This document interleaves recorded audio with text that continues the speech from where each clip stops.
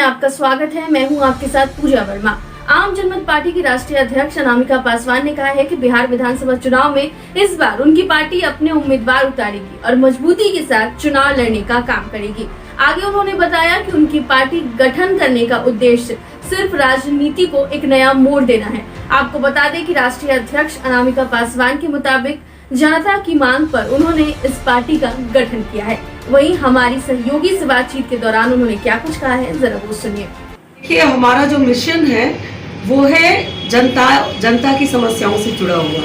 दूसरी बात है कि जितनी भी पार्टियां बिहार में हैं वो जाति, धर्म, संप्रदाय और पार्टी के नाम पे चल रही है और व्यक्तिगत पार्टियां तो ज्यादा ही है। अगर व्यक्ति है तो पार्टी है और हमारा जो मिशन है वो डायरेक्ट जनता से जुड़ा हुआ है।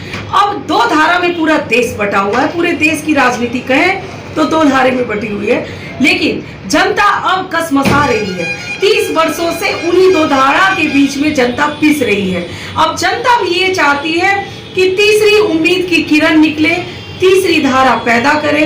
तो अब जनता तीसरी धारा को निकालने की तैयारी में है और हमें लगता है कि बिहार में अब नए राजनीति के जन्म होने का समय आ चुका है और हम जनता की अदालत में डायरेक्ट जा रहे हैं, जनता से जुड़ रहे हैं। अब जनता तय कर देगी कि हाँ, हम किसको सपोर्ट कर रहे हैं, हम महागठबंधन में हैं या एनडीए में हैं या इन दोनों को छोड़कर हम एक नई राजनीति को जन्म दें। ये बिहार की धरती है, यहाँ पे हर समय पे सामाजिक क्रांति, राजनीतिक क्रांति होती रही है, तो इसे भी हम एक क्रांति मानकर ही उतर रहे हैं मैदान में। अब जनता का फैसला। अभी आपने एक बात कही कि जनता की उम्मीदों को पूरा करने के लिए आपकी पार्टी चुनाव में उतरने वाली है, तो जनता की किन उम्मीदों को आप सर्वप्रथम रखने वाली हैं? जी, जनता की सबसे बड़ी जो मांग है मैं बताती हूँ आपको। हमारे संविधान में जो विधायक और सांसद को प्रतिनिधित्व देने की बात कही गई है, तो संविधान में उनके अधिकार और कर्तव्य भी बताए गए हैं। लेकिन जितनी भी बड़ी पार्टियों के प्रत्याशी आते हैं मैदान में, वो जब जीत के चले जाते हैं तो वो ना अपने अधिकार के प्रति सजग रहते हैं, ना ही वो कर्तव्य निभाते हैं। उनको जनता 5 साल के लिए सेवक के रूप में चुनते हैं। लेकिन आज मैं देख रही हूँ कि जितने भी विधायक हैं और सांसद हैं वो सभी सेवक के रूप में नहीं बल्कि राजा के रूप में काम करते हैं और वो जनता मालिक है। प्रजातंत्र में वो जनता को एक दिन के लिए मालिक बना देते हैं और 5 साल के लिए उन्हें गुलामी की जंजीर में जकड़ देते हैं और जनता के पास उन विधायकों को गाली देने के अलावा और वो कुछ नहीं कर पाती। उनको वो विधायक को मिल नहीं पाते, सांसद को मिल नहीं पाते, अपनी समस्या किसे बताए, कहाँ जाए, उनके पास कोई रास्ता नहीं रह जाता है। इसलिए मुझे पूरी उम्मीद है कि जनता इस बात को जरूर समझेगी और ये जो दो धारा है उसके बीच से एक नई धारा की किरण निकलेगी। देखिए, आम जनमत पार्टी जो हमारे साथ राजनीतिक रूप से लोग जुड़े हुए थे, जिन्हें मैं देखती थी कि वाकई में वो जनता का दुख दर्द समझते हैं, उनकी समस्याओं को सुनते हैं, समस्याओं का हल करते हैं, वैसे लोग राजनीति में पिछड़ जाते हैं। और अक्सर मैंने देखा है कि कोई भी पार्टियां वो सत्ता परिवर्तन की बात करती है पर व्यवस्था परिवर्तन की बात नहीं करती है और सभी पार्टियों में एक दूसरे पे तंज कसने की बात होती है, लेकिन जनता की से जुड़ी समस्याओं पर कोई विचार विमर्श नहीं होती, कोई बातचीत नहीं होती है। तो इन सब चीजों को जब मैंने नजदीक से देखा और ये भी देखा कि युवाओं में जिनमें कर्मठता होती है, काम करने की तमन्ना होती है, महिलाएं बहुत राजनीति में बहुत दिनों से कई पार्टियों में 20-20 बरस से लगी है, लेकिन उनको कभी राजनीति में आगे आने का मौका नहीं मिलता। जब इन सभी बातों का आकलन किया गया और जब हम लोगों ने लोगों की राय ली तो लोगों ने ये कहा कि आपको भी एक पार्टी बनाकर आगे आना चाहिए। तो लोगों की मांग पर और हमारे लोग जो साथ राजनीति कर रहे थे उनके द्वारा यह पार्टी का निर्माण हुआ है, जिसे चुनाव आयोग ने भी सिंबल दे दिया है और हम अब मैदान में उतरने की तैयारी है। युवाओं और महिलाओं की जो भागीदारी होगी हमारी पार्टी में सर्वाधिक होगी। आपका जो चुनाव चिन्ह है फलों से भरी टोकरी, इस चुनाव चिन्ह का क्या उद्देश्य होने वाला है? मैं बताती हूँ आपको, क्योंकि सभी लोग कहते हैं समृद्ध बिहार, तो मैं आपको बता दूं या स्वस्थ बिहार। तो फल जो है वो स्वास्थ्यिका और समृद्धि का निशान है, इसलिए फल भरी टोकरी का जो निशान है, चुनाव चिन्ह है, वो बिहार में समृद्धि और स्वस्थ का पहचान है कि स्वस्थ और समृद्ध बिहार है। कितनी सीटों पे इस बार आपकी पार्टी जो है अपने उम्मीदवार चुनावी मैदान में उतारने जा रही है? अभी हमारी पार्टी की तैयारी चल रही है, हमारे वर्कर भी हैं, जो लोग कार्यकारिणी में हैं, वो लोग सभी बातों को देखते हुए हर सीटों पे बात चल रही है और जितनी सीटों पे हम उतारेंगे आपको सूचना दे दी जाएगी। जैसा कि बिहार में हमेशा से जातिवाद चलता आ रहा है, लेकिन एक तरफ जो हमारे वर्तमान सरकार है माननीय नीतीश कुमार जी, उनका कहना है कि बिहार में उनके रहने से विकास आया है। वहीं दूसरी ओर जो है प्रतिपक्ष के जो नेता है तेजस्वी यादव जी, उन्होंने कहा है कि अब युवाओं को मौका मिलना चाहिए। ऐसे में अगर तेजस्वी यादव जी को मौका मिलता है तो बिहार में विकास करेंगे। तो जिस तरीके से एनडीए और महागठबंधन एक स्ट्रॉन्ग पार्टी के रूप में बिहार में फैली हुई है, क्या लगता है ऐसे में जो आपकी पार्टी है, आपकी पार्टी को जनता क्यों वोट करेगी? जी देखिए, हमारा जो मिशन है वो है जनता की समस्याओं से जुड़ा हुआ। दूसरी बात है कि जितनी भी पार्टियां बिहार में हैं वो जाति, धर्म, संप्रदाय और पार्टी के नाम पे चल रही है और व्यक्तिगत पार्टियां तो ज्यादा ही है, अगर व्यक्ति है तो पार्टी है। और हमारा जो मिशन है वो डायरेक्ट जनता से जुड़ा हुआ है। अब दो धारा में पूरा देश बटा हुआ है, पूरे देश की राजनीति कहें तो दो धारे में बटी हुई है, लेकिन जनता अब कसमसा रही है। 30 वर्षों से उन्हीं दो धारा के बीच में जनता पिस रही है। अब जनता भी ये चाहती है कि तीसरी उम्मीद की किरण निकले, तीसरी धारा पैदा करे।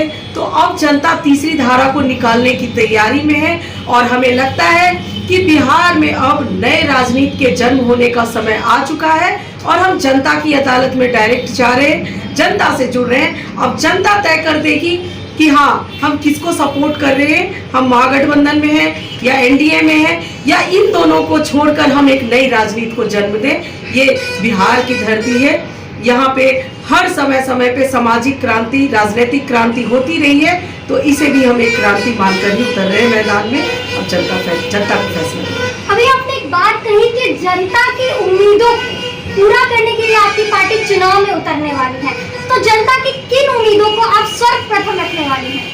जी, जनता की सबसे बड़ी जो मांग है मैं बताती हूँ आपको। हमारे संविधान में जो विधायक और सांसद को प्रतिनिधित्व देने की बात कही गई है, तो संविधान में उनके अधिकार और कर्तव्य भी बताए गए हैं। लेकिन जितनी भी बड़ी पार्टियों के प्रत्याशी आते हैं मैदान में, वो जब जीत के चले जाते हैं तो वो ना अपने अधिकार के प्रति सजग रहते हैं, ना ही वो कर्तव्य निभाते हैं। उनको जनता 5 साल के लिए सेवक के रूप में चुनते हैं।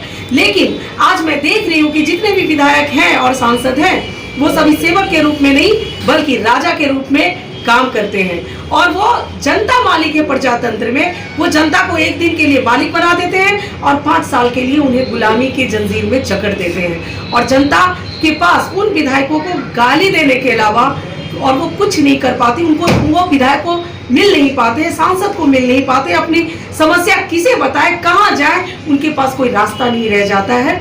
इसलिए मुझे पूरी उम्मीद है कि जनता इस बात को जरूर समझेगी और ये जो दो धारा है उसके बीच से एक नई धारा की किरण निकलेगी। बिहार में युवाओं की जो संख्या है, प्रतिशत है, वो कहीं ना कहीं बहुत ज्यादा है।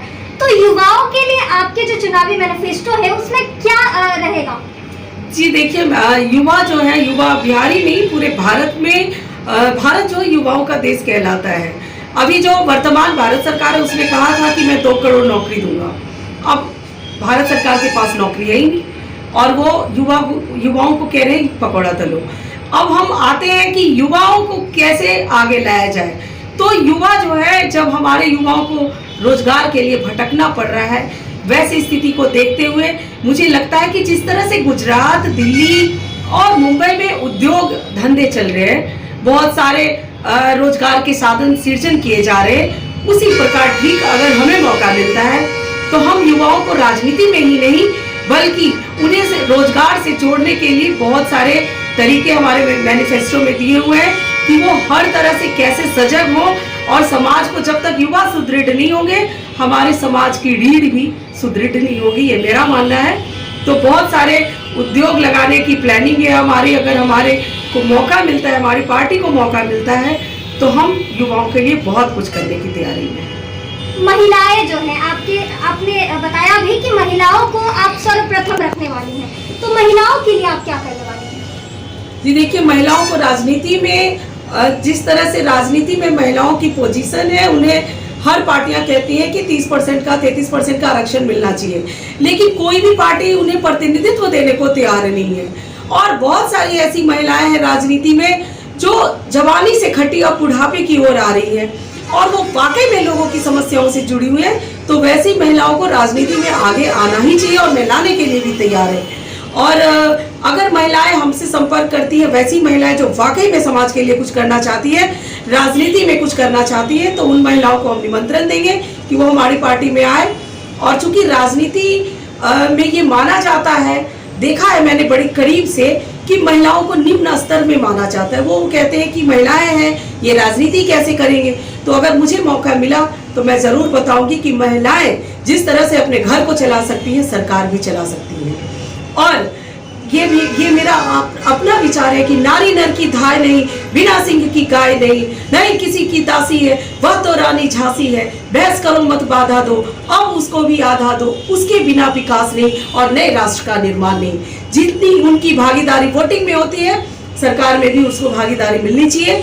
दूसरी बात, ये शिक्षा में जिस तरह से सुधार नीतीश जी कर रहे हैं, मैं देख रही हूँ कि महिलाओं के लिए उन्होंने साइकिल बांटे, ये बांटे, वो बांटे, बहुत सारी योजनाएं ला रही है, लेकिन धरातल पे काम नहीं चल रहा है। भारत सरकार की और बिहार सरकार की जितनी भी योजनाएं युवाओं और महिलाओं के लिए उतारी गई है, वो धरातल पर कार्य नहीं कर रही है। तो हमारा भी ये सर्वप्रथम रहेगा कि योजनाओं को धरातल पर कैसे उतारा जाए, इसकी तैयारी हो। महिलाओं के लिए उद्योग विभाग से या बहुत सारे ऐसे लघु उद्योग हैं जो दिखावा तो कर रही है सरकार, लेकिन धरातल पर नहीं चल रही है। तो हमारी जो कोशिश होगी कि घर में बैठी महिलाओं को कैसे स्वरोजगार से जोड़ा जाए और कैसे उन्हें समाज और राजनीति में सम्मान के साथ लाया जाए, यही हमारी सोच है। फिलहाल इतना ही। ऐसी तमाम खबरों के लिए भारत सिटीज के YouTube चैनल को सब्सक्राइब करें और बेल आइकन दबाना ना भूलें। नमस्कार।